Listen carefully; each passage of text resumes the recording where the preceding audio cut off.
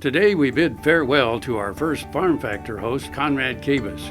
We wish him well as he pursues his degree at Kansas State University. And now please join us in welcoming our new host, Jamie Bloom, with KFRM 550 AM, the voice of the plains. We know you'll enjoy having her on Farm Factor as much as we do. So grab a cup of coffee and settle in as we bring you the last of Farm Factor with Conrad Kabus. Good morning and welcome to Farm Factor on Ag AM in Kansas. I'm your host, Conrad Kabus. Veterinary practitioners serving beef producers are faced with an ever-increasing rate of change, with an ever-expanding world of issues to connect on. Also today, we feature Associate Professor and Extension Specialist Justin Waggoner from Garden City on cattle handling. Stay tuned. Closed captioning brought to you by Kansas Soybean Commission, the Soybean Checkoff Progress, powered by Kansas farmers. This segment is brought to you by Kansas Wheat. Learn more at rediscoverwheat.org. Good morning and welcome to Farm Factor on Ag AM in Kansas. I'm your host, Conrad Kabus. Veterinarians treat disease, disorder, and injury in animals, and this includes diagnosis, treatment, and aftercare. The scope of practice can relate to specialty and experiences from most vets. On today's program, we discuss large animal care and important matters for future practitioners.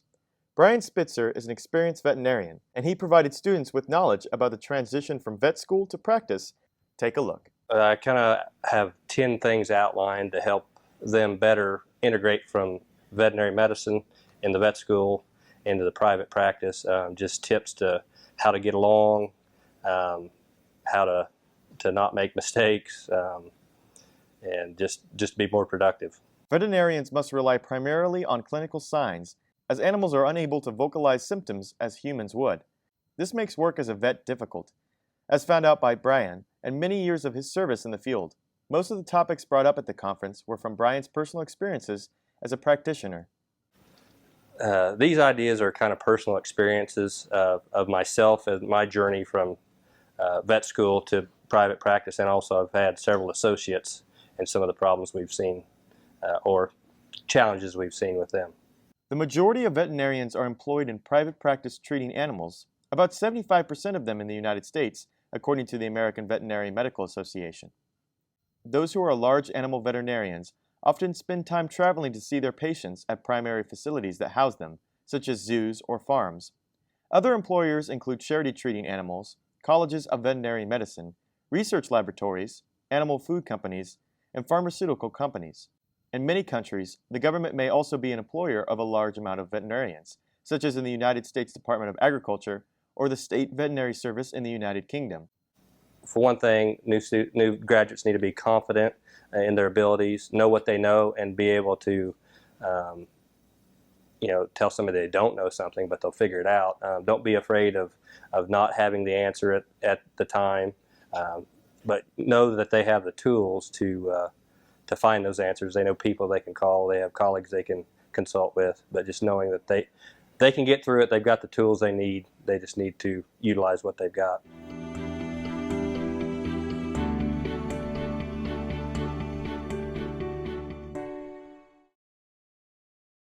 Next time you see a beautiful field of corn, reach out and thank the farmers who work tirelessly to raise corn for livestock feed, renewable fuels, and exports to feed a growing world population. The farmers on the Kansas Corn Commission work for Kansas Corn with grower-funded checkoff dollars that support foreign and domestic market development, research, promotion, and education to expand opportunities for Kansas farmers. To learn more, visit kscorn.com. Now another gardening tip with Annette Jackson. Now's the time to overseed your lawn. The success of your lawn depends on the quality you plant and the proper fertilizer. Plant 100% weed-free seed with top-rated varieties tested by KSU. Always use Fertilome New Lawn Starter for faster, stronger root development. Don't waste time and money with lower quality seed from the box stores. Join the Jackson's Greenhouse WIBW Garden Club and save 10% on your lawn seed and Fertilome New Lawn Starter. Kansas Farm Bureau, the voice of agriculture, represents grassroots agriculture. The state's largest and most powerful farm organization stands up for its members through leadership development, agriculture education, legal defense, environmental advocacy, farm safety, and risk management. Members also enjoy money-saving benefits. To join our organization today or to learn more, go to www.kfb.org or find us on Facebook and Twitter. Heinen Brothers Ag Service understands the risk and rewards of farming. As fourth-generation farmers themselves, they understand the importance of using the correct products on every acre. Farmers helping farmers. Heinen Brothers Ag offers quality aerial and ground application, fertilizer, ag chemicals, and anhydrous ammonia. Call today at 800-760-4964 or find us online at HeinenBrothersAg.com. Tallgrass Commodities offers producers bulk commodities at a reasonable price with reliable service throughout the whole Midwest. To find out more about Tallgrass Commodities, visit tallgrass.us or call 785-494-8484. This segment is brought to you by the Kansas Soybean Commission. The Soybean Checkoff. Progress powered by Kansas farmers. Good morning and welcome to Farm Factor on Ag AM in Kansas. I'm your host, Conrad Kabus. Production medicine is concerned with determining the distribution and causes of status of animal health and animal populations, maintaining that health, and optimizing production. This definition comes from 1985 and is still prevalent today in farming society. Dr. Dave Rethorst is part of the Beef Cattle Institute at Kansas State University, specializing in producer education. Production medicine is being able to look at a livestock operation from a 30,000 head or a 30,000 foot view. It's more than the individual animal medicine. It's using the individual animals for sentinel animals for our diagnostics, but using that to be able to maintain the health and well-being of the entire population. Dr. Rethorst completed the Beef Cattle Production Management Series at the Great Plains Veterinary Educational Center as part of his continuing education, where he tries to stay on the cutting edge of new information in the beef cattle industry. Dave's passions for veterinary medicine and the beef cattle industry continues to center around production medicine and efficient production of cattle in feed yards.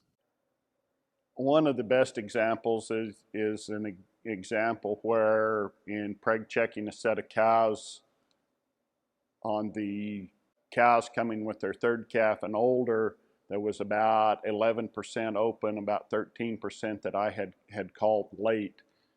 The young man in charge of the operation thought that was very acceptable.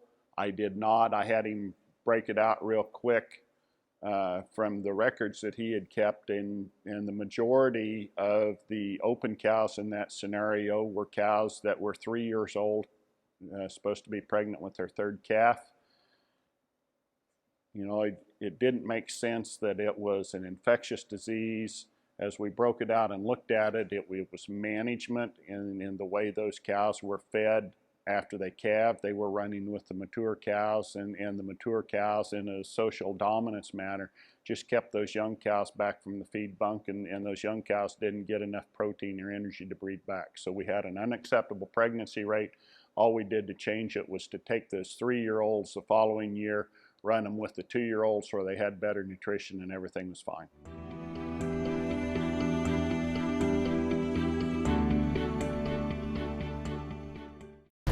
Buying a car shouldn't be this hard. And at Brown Chevrolet Buick in Wamego, it isn't. It's actually awesome. Whether you want a new or used car or truck, Toby's team can make the deal. Even if you want to custom order a new car or truck, Toby's team can make the deal. See Toby's team at Brown Chevrolet Buick in Wamego. We're awesome. This is the Kansas Soybean Update. It's brought to you by the Kansas Soybean Commission. The Soybean Checkoff, progress powered by Kansas farmers. Dallas Peterson is a professor and extension specialist at Kansas State and serves as president of the Weed Science Society of America.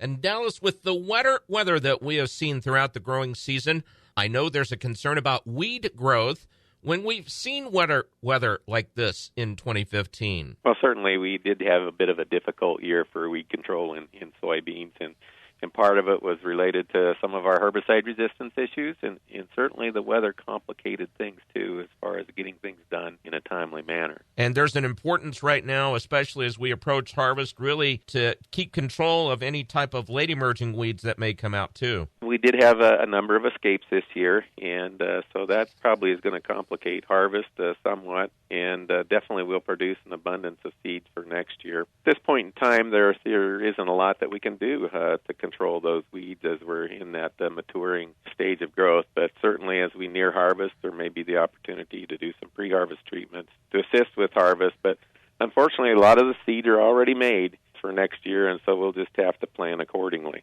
What about fallow fields? How should they look at those? The same is true in the wheat stubble. It seemed like getting things done in a timely manner was difficult, and with the increased prevalence of glyphosate-resistant weeds, we had a lot of weeds get away from us.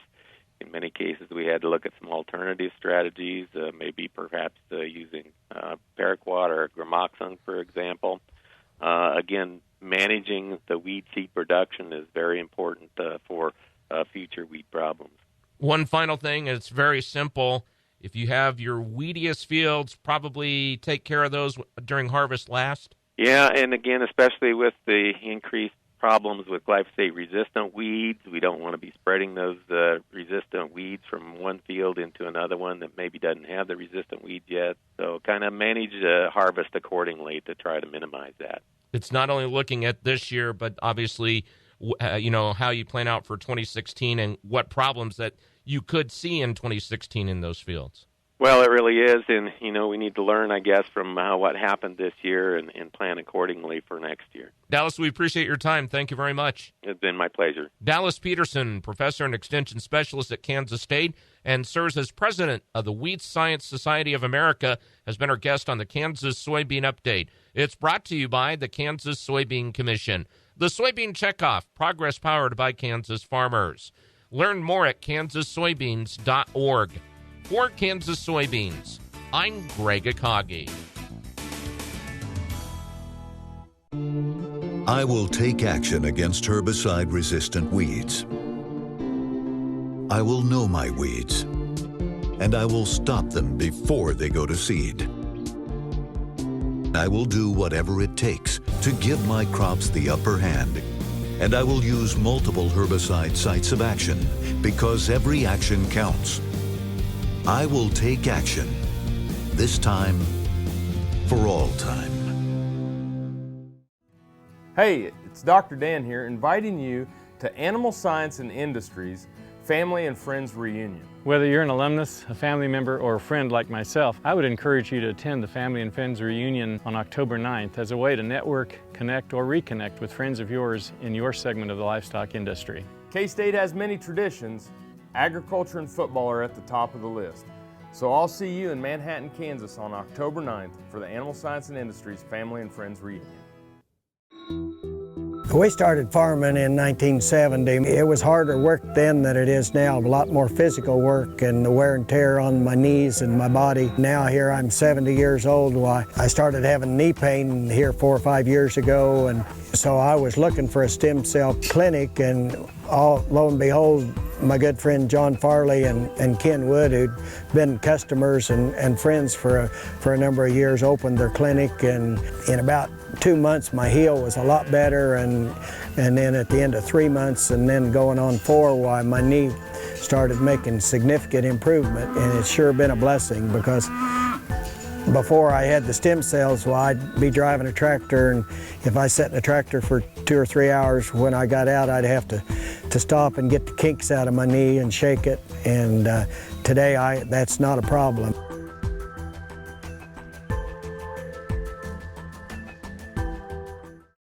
To see this show and past episodes of Ag AM in Kansas, go online to agaminkansas.com. This segment brought to you by Heinen Brothers Ag, farmers helping farmers by offering quality aerial and ground application. fertilizer, ag chemicals, and anhydrous ammonia. Call today to protect your crop yield. Welcome back to Farm Factor. In this segment, we feature Justin Waggoner, an extension specialist and associate professor from Garden City, Kansas, as he talks about cattle handling tips. Take a look. Well, I think the first thing are just kind of some what I call kind of 4 central maybe truths or tenets about stockmanship as it applies to beef cattle.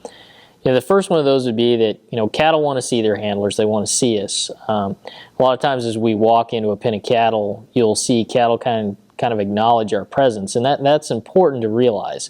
Another one of those is cattle want to go around and past us is kind of the second one. We can use that to handle cattle and use our body position to help them go in the direction that we want to go.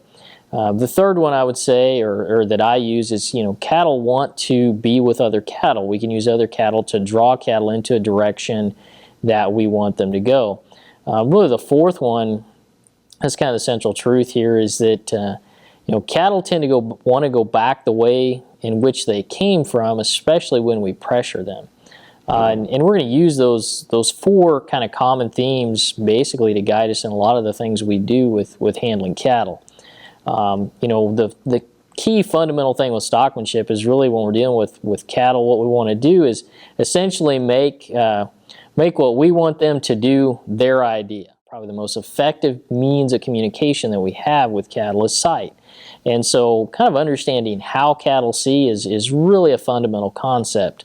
There's a lot of different diagrams out there. One that's really common was put out by the BQA program. Most people have seen it. It's got kind of a circle around a steer with a couple blind zones that would be illustrated in that diagram. 2 of the most common ones would be directly behind the animal. The other one would be right in front of the animal. I would actually modify that diagram just a little bit. I think there's actually probably 3 areas that cattle and maybe horses don't see as well in.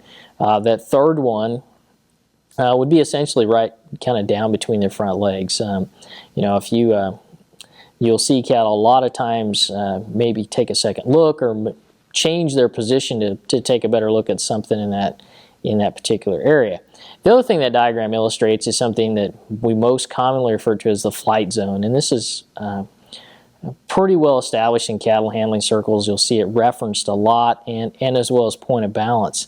For me, the flight zone is really important to realize where that is, but I'm probably more concerned in helping folks realize that there's actually something I call the pressure zone, and other cattle handling experts out there will refer to it that way as well too. And that's kind of the area where we first begin to apply some pressure to that animal. The flight zone for me is kind of that point where the animal's maybe made a decision that it's time for them to leave. And so we have to be careful about applying pressure, but not so much that the animal has really, we've elicited that flight or fight response in terms of typically what we'd see would be flight.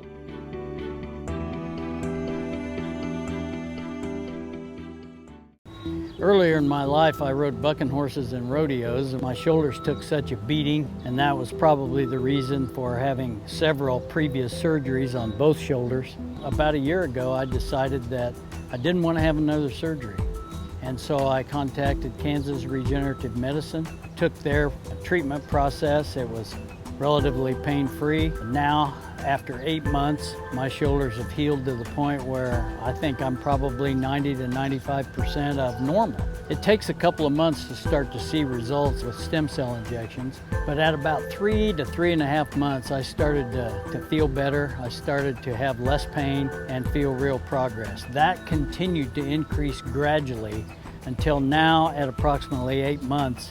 And I'm extremely pleased. I've got full range of motion. I can lift weights, I can throw, I can do a lot of things that I couldn't do without a lot of pain previously.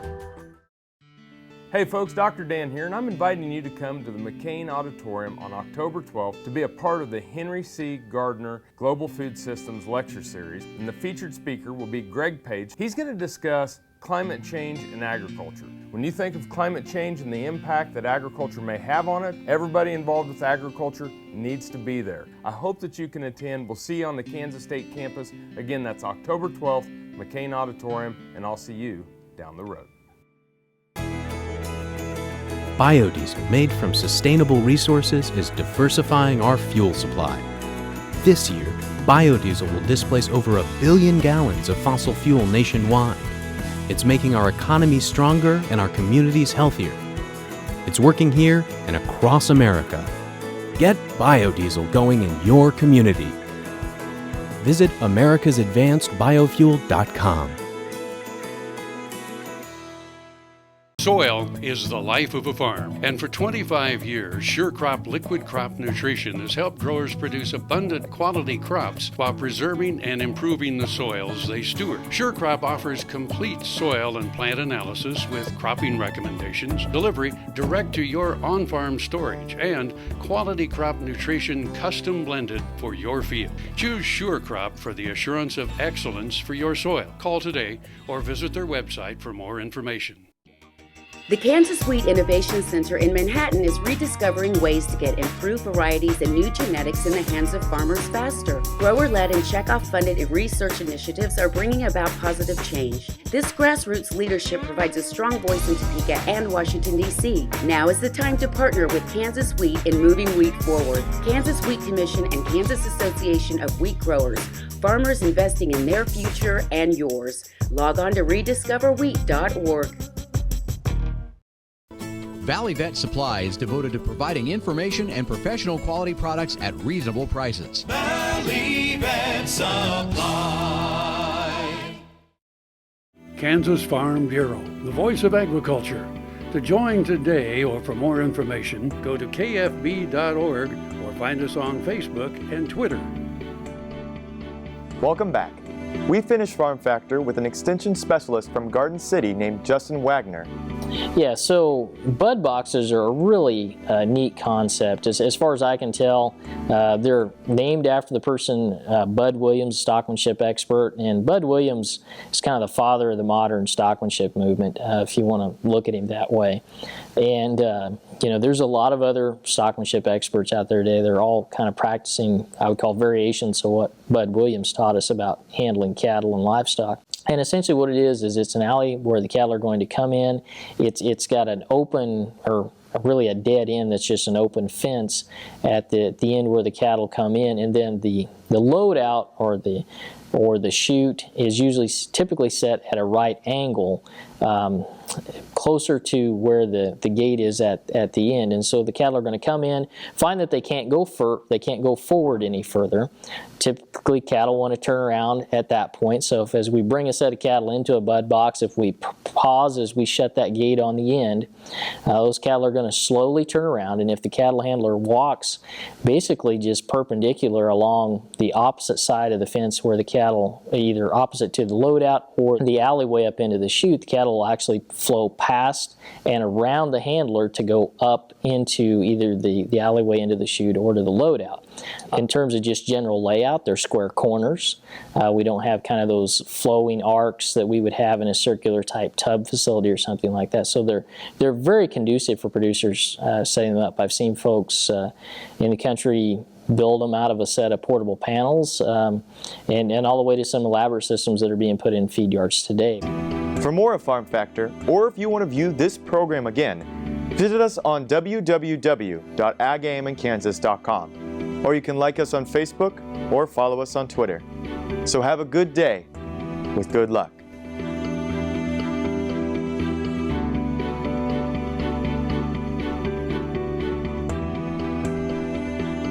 I hope you've enjoyed Conrad's last episode as host of Farm Factor. I'm Jamie Bloom from KFRM Radio, and I'm pleased to be taking over as your new host of the show. I grew up in Clay Center, Kansas, and graduated from Kansas State University with a degree in broadcasting. I've been married to my husband Caleb for 23 years, and we have 3 children. Our daughter Alex is a junior in college at Grand Canyon University in Phoenix, Arizona, where she plays basketball. Our son Zeb is a junior in high school. He plays football, wrestles, and also plays golf. And our son Zane is a 6th grader at Clay Center Middle School. He plays football and basketball and also enjoys music. I've worked in radio for many years, and now I'm excited to bring the personalities of KFRM to the big screen. You'll be able to put faces with the names and voices that you've been listening to on 550 AM as they travel around the state of Kansas, reporting on agricultural topics that are important to you and your family. I hope you'll join me each Tuesday morning here on Farm Factor Thanks for tuning in. I'll see you next week. Closed captioning brought to you by Kansas Soybean Commission. The Soybean Checkoff Progress, powered by Kansas farmers.